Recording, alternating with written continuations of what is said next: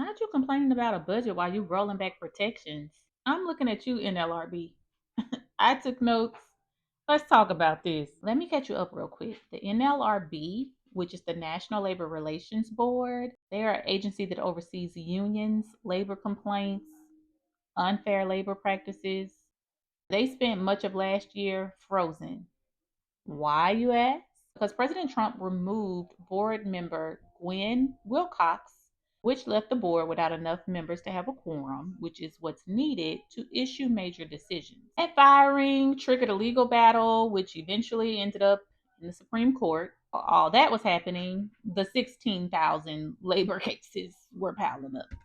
Now the board is effective. It's been rebuilt with Republican majority. Of course, that's expected. But now they're rolling back Biden era labor policies, including a broader joint employer rule, which made it easier to hold larger companies accountable for labor violations involving contractors, staffing agencies, and franchise operations. Let's talk about the worker impact of what's changing at the NLRB. First, this joint employer rule narrowing, it basically means that the NLRB has reinstated a stricter standard from determining when a larger company is responsible for labor violations involving contractors, staffing agencies, or franchisees, which essentially is saying it's making it harder for workers to hold parent companies accountable. They also want to roll back a Biden era rule that made union elections a little bit longer to give employees time to organize and get their thoughts together. The rule is pushing for faster elections, which means